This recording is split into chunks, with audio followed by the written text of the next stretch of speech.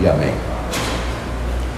Eu vi essa tirinha de jornal em que um rapaz está sentado na frente de um entrevistador para conseguir um emprego. E o entrevistador apanha o currículo dele na mão e diz assim: estou vendo aqui que você descreveu que leva a sério o seu trabalho. Isso é bom. Então o entrevistador continua e diz: mas eu estou precisando de fato de alguém que leve a culpa no trabalho. Você alguma vez já levou a culpa por algo que não fez? Alguém jogou a culpa em você? Eu me lembro desse pastor, eu não vou dizer nem onde, nem como, nem quando, só uma ideia geral. O marido daquela senhora fugiu com a secretária dele. E ele disse que a culpa do casamento dele ter terminado, ele ter fugido com a secretária, veja você, era do pastor. Porque o pastor não tinha dado o número suficiente de aconselhamento que ele precisava. E, bom, eu já estou acostumado com isso. Opa, me contar quem era. Você já recebeu isso? Transferirem, jogarem a culpa sobre você? É meio comum nós fazermos isso. Você vê um time de futebol perder, por exemplo, e eu tenho que dizer a todos que estão aqui, que fazem parte do Palmeiras e do Santos, eu torci bastante contra os dois, mas não deu certo, como vocês sabem, não deu certo, mas eu torci, tenho que ser sincero aqui com vocês. Mas normalmente quando um time perde, o meu, por exemplo, que vai dando cada susto, o técnico sempre tem alguém para culpar, não é? Ele sempre tem alguém para jogar culpa, e nós chamamos isso de bode expiatório. Bode expiatório. Você já foi bode expiatório alguma vez? Todo mundo em algum momento da vida foi, é ou será bode expiatório. Agora, de onde vem essa expressão que parece tão enigmática? Porque bode expiatório carrega a ideia daquele que me purifica da minha culpa. Vem de um livro da Bíblia, vem de Levítico. Esse livro da Bíblia tem sido conhecido como o livro onde as pessoas desistem de ler a Bíblia. Sabia disso? As pessoas vão lendo ali, elas começam em Gênesis, em Êxodo, mas quando chegam em Levítico, elas param. E param por quê? O que acontece em Levítico que as pessoas se desanimam de prosseguirem na sua leitura? Eu tenho algumas teorias. Uma é que quando você lê Gênesis, Gênesis é um livro universal. Ele fala da humanidade, da criação do mundo, da criação do universo. Êxodo é um livro nacional. Ele fala do povo de Israel e como eles saíram libertos pelo poder de Deus. Mas Levítico é um livro tribal. Então você começa, aí diminui e fica tribal. Tão tribal e tão local que o que tudo está escrito ali acontece aos pés do Monte Sinai. Outra coisa, segundo a teoria, é que nós pensamos na Bíblia, particularmente no Antigo Testamento, como uma coletânea de histórias dinâmicas em que nós podemos ver como é que o povo de Deus triunfa sobre os seus adversários. Levítico quase não tem narrativa.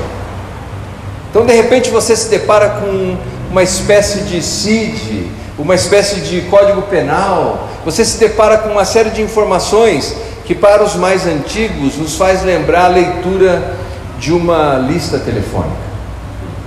Não é muito empolgante. Mas sabe uma coisa curiosa sobre esse livro? É que 90% desse livro consiste no seguinte: o Senhor disse a Moisés. Quer dizer, quase nenhum outro livro na Bíblia você vai encontrar tantas referências diretas às próprias palavras de Deus. O Senhor disse a Moisés.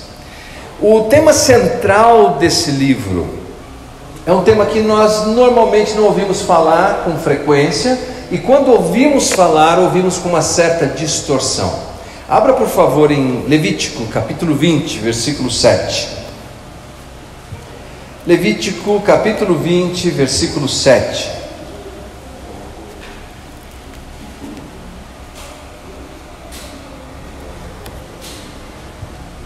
Vamos ler juntos, já que está projetado aqui, a tradução atualizada da Bíblia.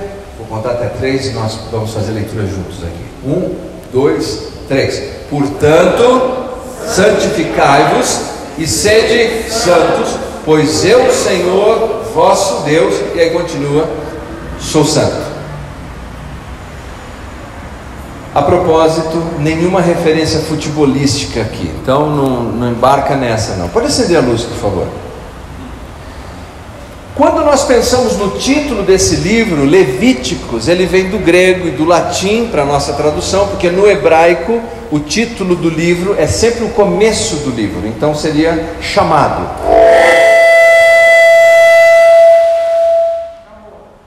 Essa é uma das festas que tem, das trombetas, mas não cheguei lá ainda.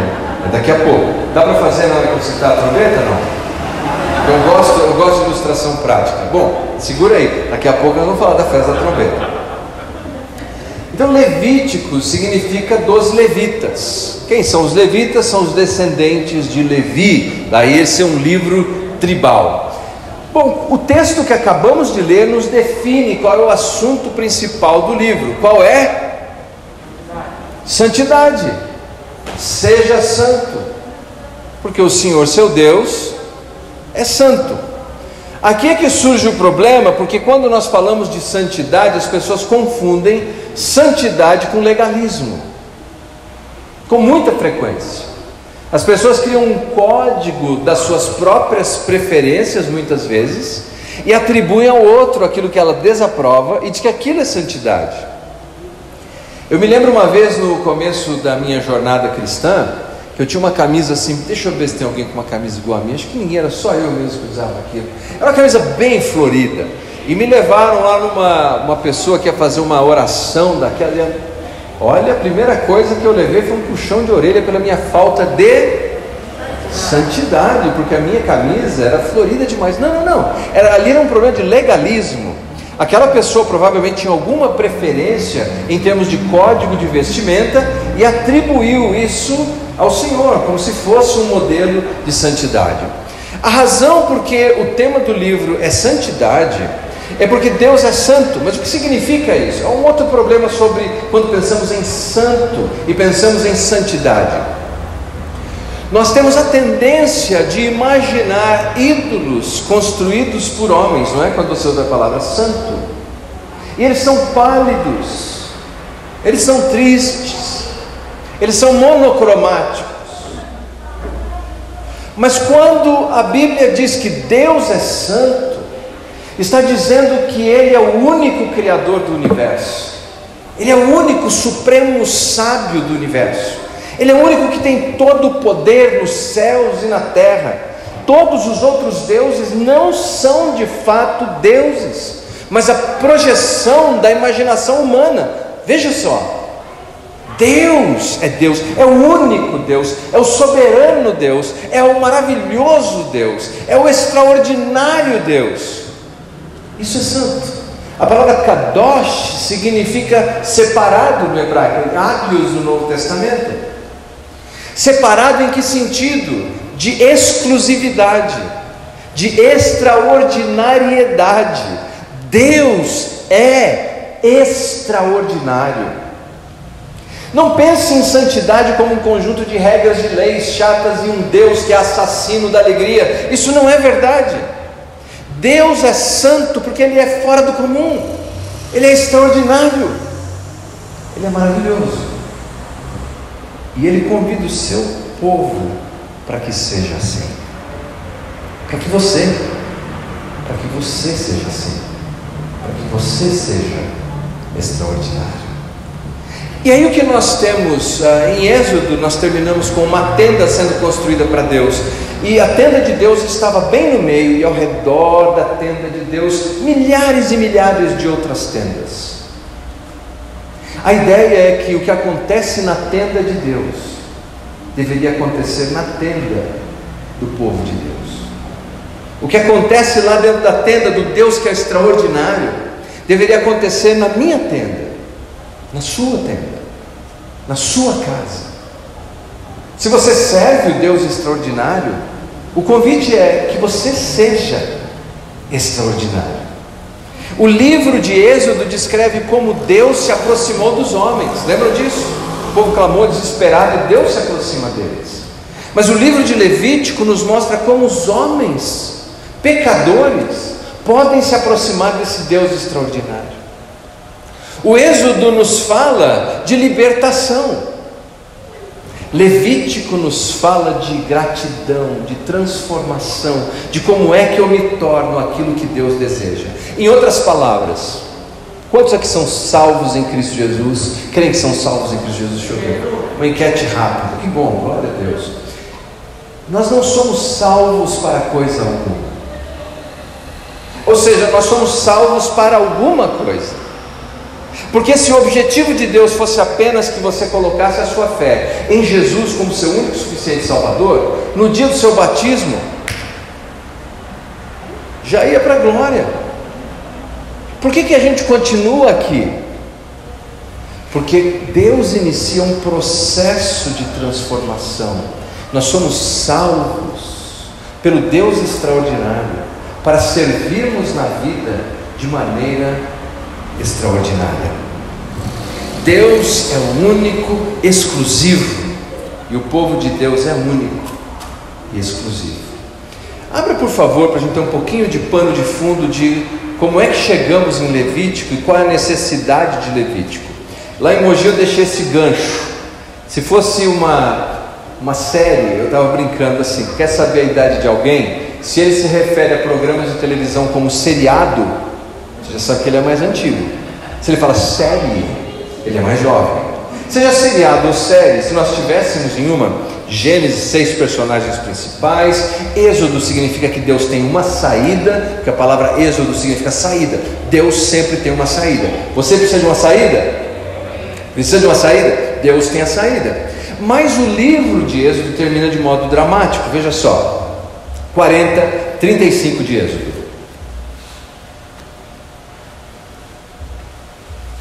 Moisés não podia entrar na tenda da congregação, porque a nuvem permanecia sobre ela, e a glória do Senhor enchia o tabernáculo. O grande líder Moisés, o representante do povo de Israel, não tem a extraordinariedade necessária para poder entrar na tenda de Deus. Imagine isso. Nós lemos a história de Moisés, nós admiramos a história de Moisés. Hollywood fez filmes sobre Moisés, a Rede Record fez filmes sobre Moisés, mas Moisés não tinha a extraordinariedade necessária para entrar na tenda de Deus. Ele não pôde entrar. Qual é a tensão que temos aqui? A tensão é como o povo que Deus deseja que seja extraordinário pode se tornar extraordinário. Levítico capítulo 1, versículo 1. Levítico capítulo 1, versículo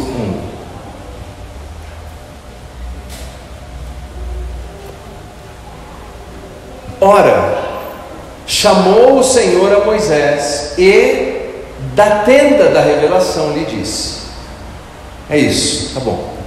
Chamou o Senhor da tenda. O Senhor está dentro da tenda. O Senhor chama Moisés de dentro da tenda, mas Moisés continua do lado de fora da tenda.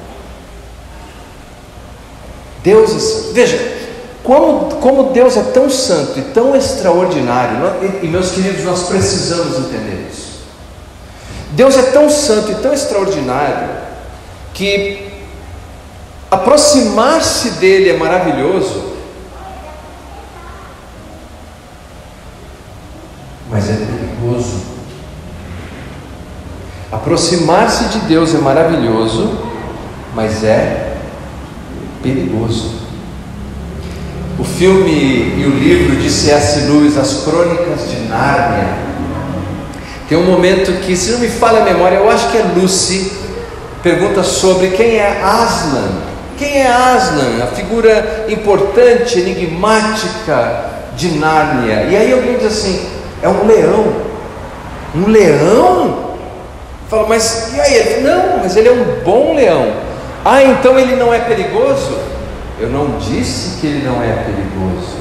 Aslan, no livro de C.S. Lewis, representa Jesus, leão da tribo de Judá. Deus é bom, é maravilhoso. Mas escuta bem, quando eu era menino, passava perto de casa um senhor andando na rua. Ele tinha uma panela na mão, ele batia aquela panela e ele gritava bem alto. Eu morri de medo daquilo, ele gritava bem alto. Meu irmão está aqui, ele vai lembrar. Ele dizia assim bem alto: perigoso! Perigoso! Nós nunca pensamos nisso, que é perigoso. Sabe por quê? Deus, imagine como o sol. Se você fosse convidado para fazer uma viagem até o sol, se não estiver devidamente aparamentado, equipado, ou para o fundo do mar, se não estiver devidamente vestido e preparado, você pode sobreviver? Não, porque embora tal viagem fosse maravilhosa, extraordinária, seria perigoso. E Deus está dizendo isso. Ele falou: olha, eu desci lá do monte, eu estou morando com vocês aqui nessa tenda, mas cuidado, porque para que vocês desfrutem de tudo que eu quero dar a vocês, e Deus queria abençoar aquele povo, proteger aquele povo, defender aquele povo. Deus queria fazer com que eles fossem extraordinários, mas existia um processo. E como seria esse processo? O livro, embora seja extenso, e numa leitura depois, veja, Moisés escreveu esse livro 1400 anos antes de Cristo. Então a distância histórica desse livro para nós é de 3400 anos. Uma leitura superficial cria bastante dificuldade, pontos de interrogação e muitas indagações. Mas eu gostaria de ilustrar, para você ver que o livro não é tão difícil como parece ser numa primeira leitura. Eu trouxe, depois eu preciso devolver essa ilustração aqui. Mas imagine o seguinte, como um avião. O livro de Levítico, ele é organizado do ponto de vista literário como esse avião. Na primeira parte do livro, você tem 3 provisões de Deus para ser extraordinário. 3. Na segunda parte do livro, você tem mais 3 provisões para ser extraordinário. E no meio do livro, você tem o assunto central que une essas 3 provisões para que você seja extraordinário, ou para que o povo de Israel fosse extraordinário. O que é curioso é que, assim como as asas do avião são iguais, essas 3 provisões de Deus também são iguais, com pequenas variações que eu quero compartilhar com vocês. Das trombetas é daqui a pouco, segura lá. Ó, 3 provisões aqui. A primeira, se você está pronto aí, diga amém. Primeira provisão nós podemos chamar de rito. Deus estabeleceu alguns ritos, algumas cerimônias que eles deveriam praticar. Essas cerimônias eram ofertas, eram sacrifícios que eles deveriam oferecer a Deus. Desse lado da asa, começo. Tudo bem? Esse rito, essa oferta, esse sacrifício é dividido, e eu vou sintetizar aqui nessa noite, em 2 partes: de gratidão e de pecado e transgressão. Então, se você estivesse feliz na vida, porque pela vida, por tudo que Deus tem te dado, pela saúde, pelos seus negócios, e você estivesse lá, fosse um israelita, você deveria ir até a tenda de Deus, o tabernáculo, e oferecer um sacrifício ou uma oferta pacífica de gratidão. Eu preguei sobre isso em novembro. Gratidão não é apenas um sentimento, gratidão não são palavras jogadas no vento. Gratidão é uma ação prática, em que nós abençoamos outros. E basicamente essa oferta de gratidão consistia em alguns bolos, em um churrasco, para colocar hoje em dia, em que participava o sacerdote, participavam seus amigos, participavam seus vizinhos. Então Deus estava dizendo: Vocês querem ser extraordinários? Seja grato. Mas não seja grato apenas de palavras. Seja grato na prática. Está no restaurante, vai dar uma gorjeta, tem uma gorjeta boa. Pegou o Uber, dá uma gorjeta boa. Ser grato na prática, para Deus, para com as pessoas. Segundo, era pela transgressão e pelo pecado. Eu não vou fazer distinção também por causa do nosso tempo. Transgressão e pecado. A ideia era a seguinte: se alguém estava arrependido de um pecado cometido, ou de uma transgressão cometida, deveria fazer uma reparação. E a reparação era feita então por meio de um sacrifício oferecido lá no tabernáculo de Deus. Ou seja, eu lesei a Deus com o meu pecado, eu lesei o povo de Deus com o meu pecado, e eu vou fazer uma reparação agora. Então ele levava um sacrifício lá no altar de Deus, e aquele sacrifício consistia num animal que morria no lugar dele. Tudo bem? Então, primeiro, rito. Segundo, Deus providenciou sacerdotes, que eram pessoas que deveriam ter um elevadíssimo padrão moral e cerimonial para representar Deus diante do povo e o povo diante de Deus. Tudo bem? Isso é simples, né? Eles conheciam como fazer os sacrifícios, como oferecer, eles sabiam quando a pessoa precisava passar por alguma quarentena, eles conheciam a lei de Deus para fazer mediações, representavam a Deus. Então, se eles queriam ser extraordinários, Deus estava dando pessoas que iam ajudá-los na caminhada para que fossem extraordinários. E terceiro, pureza. Então, voltando aqui, primeira parte do livro, nós temos rito, nós temos sacerdócio e nós temos pureza. Na primeira parte, a pureza, para nós quando lemos, parece um pouco estranho. Qualquer coisa que o israelita tocasse, que para nós seria comum hoje, para eles poderia torná-los impuros. Por exemplo, tocar num corpo morto fazia deles impuro. Impuro não significava estar em pecado. Importante isso. Mas ele ficava impuro. Ele ficava impuro se ele tocasse no mofo.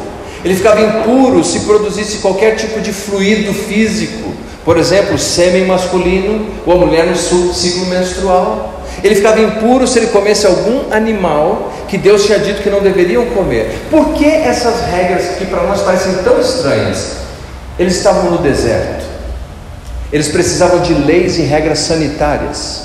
Então, se surgisse qualquer situação que poderia indicar algum tipo de enfermidade ou possibilitar algum tipo de propagação infecto-contagiosa, ele não deveria ir participar do culto público. Ele ficava privadamente, tomando todas as medidas necessárias. Em alguns casos, a medida necessária era simplesmente um banho cerimonial ou uma lavagem cerimonial.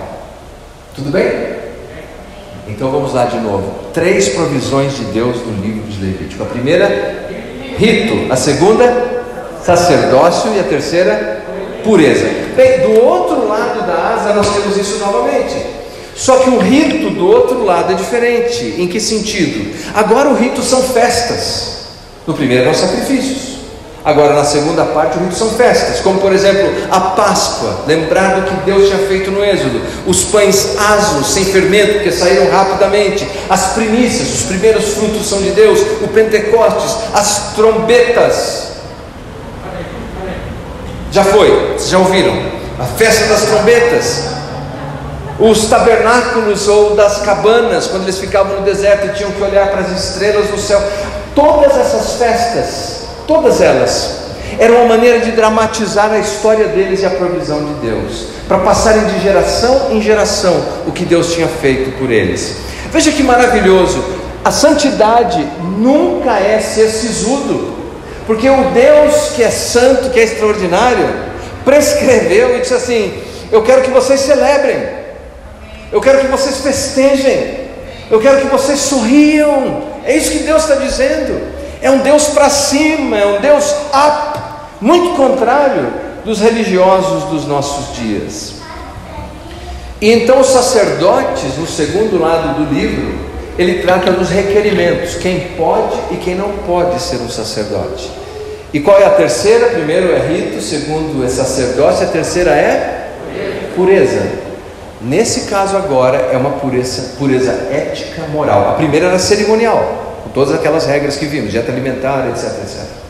Agora é uma pureza moral elevada. Eles deveriam cuidar dos seus idosos, eles deveriam cuidar das suas crianças, eles deveriam cuidar dos pobres, eles deveriam valorizar o casamento, valorizar o cônjuge, eles deveriam honrar os seus corpos na expressão da sua sexualidade, eles deveriam honrar a Deus em cada decisão que tomavam, porque eles deveriam ser extraordinários. E eles deveriam finalmente sempre promover a justiça. Quando você lê Levítico, você vê coisas interessantes. Fala de tatuagem, fala de piercing, fala do tipo de tecido que eles deviam usar, até do tipo de corte de cabelo, sabia disso? Está tudo lá. Mas por quê? Não são as leis em si mesmas. A ideia é o convite de Deus para que eles sejam diferentes, para que eles sejam extraordinários. Ao longo da história, a tradição judaico-cristã liderava e o mundo secular nos copiava, sabiam disso? Nós criávamos a música, nós criávamos a arte, nós criávamos a literatura, nós falávamos de ciência, a astronomia estava na mão dos cristãos, nós éramos geniais, mas com o passar dos anos, ao invés de sermos extraordinários, nos tornamos medíocres e nós copiamos o que eles fazem lá fora, ou não? Nós copiamos o que é trend musical lá fora. Depois de 2, 3 anos é o trend musical dentro da igreja, ou não é? Nós copiamos, é uma questão de tempo. Deus nos chama para sermos extraordinários, não legalista, não estou dizendo isso, ser extraordinário. Eu não preciso copiar, eu tenho que dar exemplo, é o que diz a palavra de Deus. E finalmente, quando nós olhamos nesse livro todo, nós temos no meio das duas asas, capítulo 16, que é o capítulo que une tudo isso, chamado o dia da expiação. Expiação é um termo que não aparece muito, mas é um termo extremamente importante na Bíblia, no Antigo e no Novo Testamento. O que era o dia da expiação? O dia da expiação era o seguinte: se por acaso você tivesse falhado em oferecer o seu sacrifício para o perdão dos seus pecados, naquele dia do ano, o sumo sacerdote ofereceria um sacrifício em favor dele, primeiro com um cordeiro, para que ele fosse purificado. Depois eles apanhavam 2 bodes, lançavam sortes. Estão comigo aí, digam amém.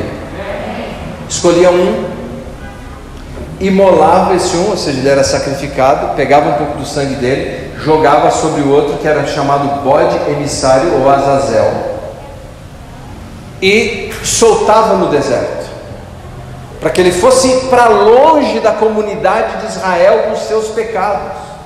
Aquele era o grande dia da expiação, em que estava dizendo: olha, Deus está perdoando os nossos pecados, e mais do que isso, Deus está levando os nossos pecados para longe de nós, livres, extraordinários. A salvação é um ato de Deus, sabia? A gente confunde muito salvação com santificação. Salvação é um ato de Deus. Você crê em Jesus e Deus te salva para a eternidade. Mas a santificação é um processo. Tornar-se extraordinário não acontece da noite para o dia, é um processo. Veja você, Deus tirou o povo de Israel do Egito em quanto tempo? Sabe em quanto tempo Ele tirou? Uma noite. Uma noite Ele tirou eles do Egito. Sabe quanto tempo Deus ficou trabalhando com eles para que eles se tornassem extraordinários e pudessem entrar na terra prometida e desfrutar do que Deus tinha dito e vencer os adversários que lá estavam?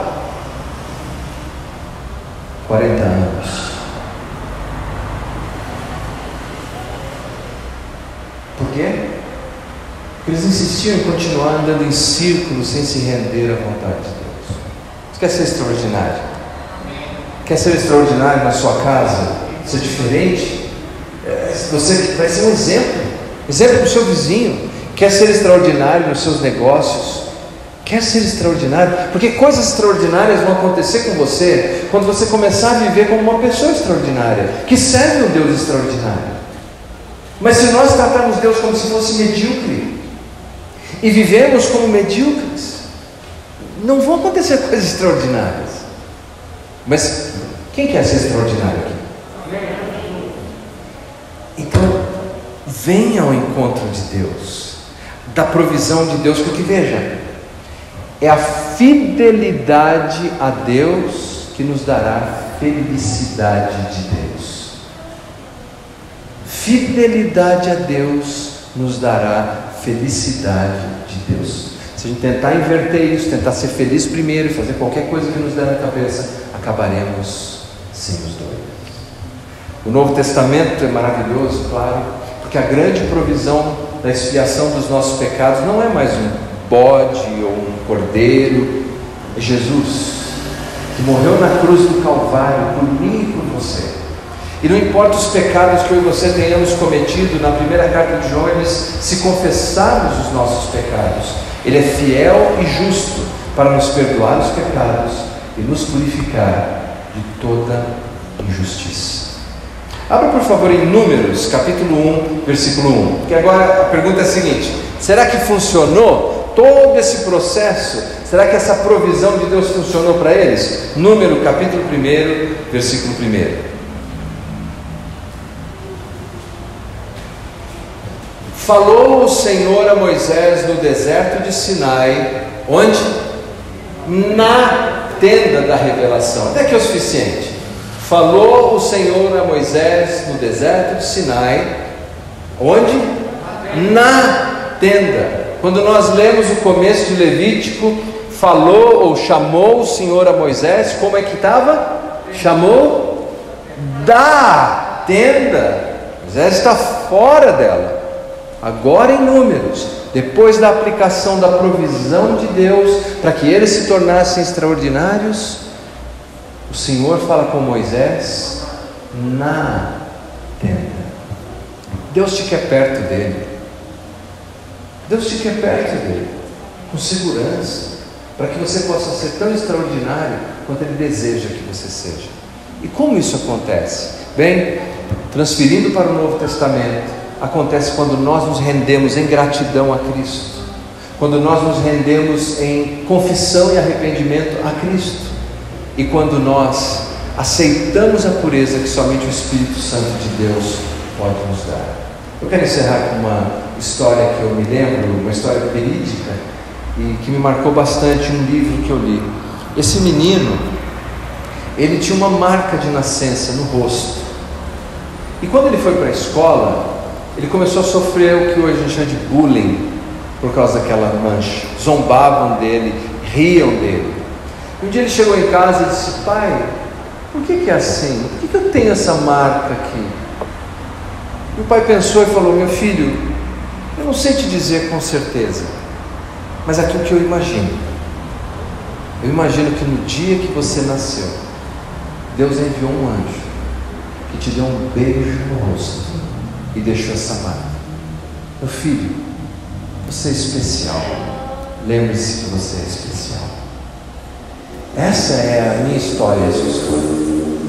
Deus nos chama para que não sejamos medíocres, mas sejamos pessoas especiais, extraordinárias, porque nós servimos um Deus extraordinário. Essa é a mensagem do livro de Levítico. Vamos ficar em pé.